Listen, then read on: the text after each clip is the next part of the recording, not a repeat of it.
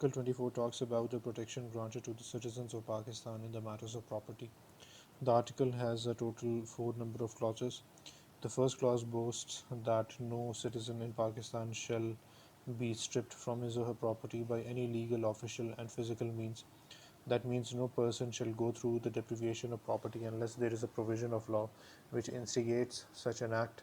That should be a compulsory measure which should not be out of the bounds of law. It is up to the law to decide whether the required deprivation is lawful or not. The second clause basically bars the state to evict any property or land for public and governmental use. The lawful eviction can only be done when public administrators, along with the other branches of state, devise a formula to lawfully acquire the place or property. However, this legal eviction, as one may call it, will come at a cost of due compensation in the eyes of law. The compensation, as per this article, can be a one-time payment or can be a regular uh, installment kind of a thing, or regular payments that can go for a finite or infinite set of time. The third clause basically provides the basis of the nullification of the content and conditions put by the first two clauses of this article in the circumstances and conditions mentioned in the subclauses of the third clause. The first subclause states that if an eviction of someone's property saves public lives, reduces danger, saves health, and saves the right to life, then first two clauses will not be implementable.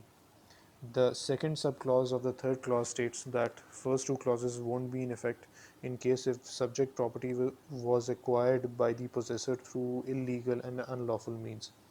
The third subclause of the third clause of the Article 24 states that first two subclauses will not affect the laws enacted for the treatment of evacuee property and enemy property.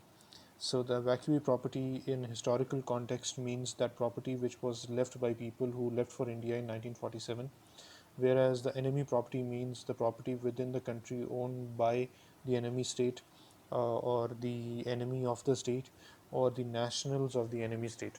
Such law was passed by the Indian Parliament after 1965 for the Pakistani nationals owning property in India. So you can look into that as well.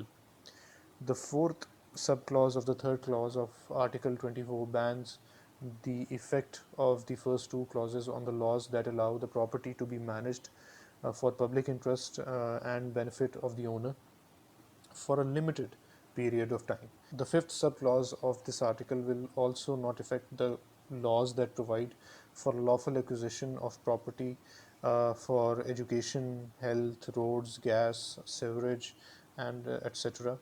And also for the maintenance of the people who are unemployed, can't take care of themselves. Basically, all those stratas within a society, all those people in the society who cannot take care of themselves. The last subclause of the clause 3 of this article basically states that first two clauses shall not affect any existing law or any law made to achieve the objectives of the article 253.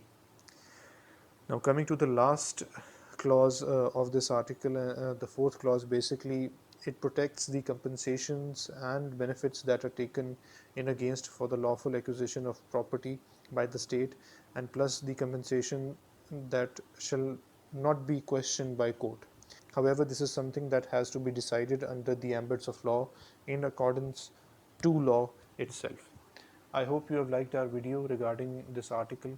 Make sure to subscribe to our channel, invite all your friends, make sure that they subscribe as well. Do remember to actually hit the bell icon, and thank you so much.